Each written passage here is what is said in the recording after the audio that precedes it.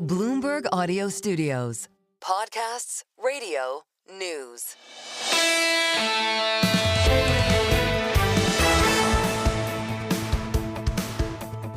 Single best idea. And we say good morning after an exhausting week for any and all.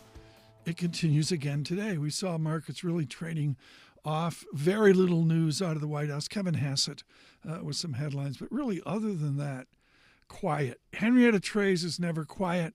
We're thrilled that she would be with us. She's been with us pretty much every other day, maybe every third day right now, adding huge value on Capitol Hill.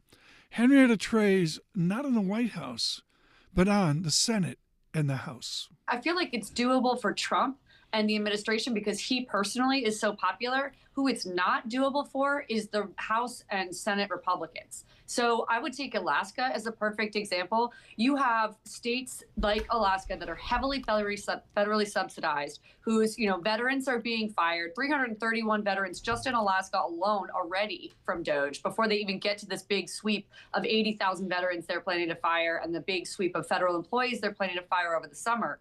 You have these individual senators and individual House members in swing districts or those votes that have gone back and forth. And those members are already illustrating that they can't weather the storm. They've canceled town halls. Democrats are sort of gleefully pointing that out and holding their own so that those disaffected come and speak. I don't think that it's a problem for Trump. I think it's a problem for the rest of the Republican conference. And that means they have a year to get their legislation enacted, and then they'll get shellacked in the midterms, which is normal. Henrietta Treyz, again, there on the midterms being critical, particularly for those facing re-election in 2026. Speaking of elections in Canada, an election within a party, the Liberal Party, called the U.S. Democratic Party, with Mark Carney winning decisively, and he will, within their parliamentary system, call an election, and it will be Republican versus Democrat, conservative versus liberal. We went to Toronto to someone with immense Toronto experience with the Globe and Mail and now with Bloomberg News, Derek DeCloet, on the path forward for Canada. The first word that comes to mind is anger, and I mean that. It's outright anger. There was a poll last week that was published asking Canadians how they view the United States, whether it's an ally country, an enemy country, or a neutral.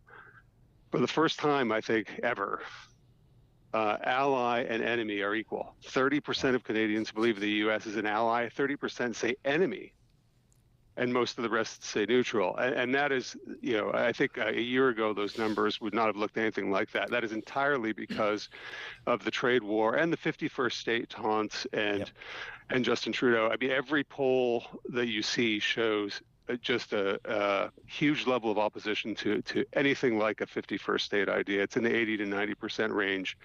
It's similar across the country. There is no political appetite up here for discussion about any type of union with the U.S. From our offices in Toronto, Derek DeCloet there on the fractious moment for Canada. This is Single Best Idea on your commute across the nation.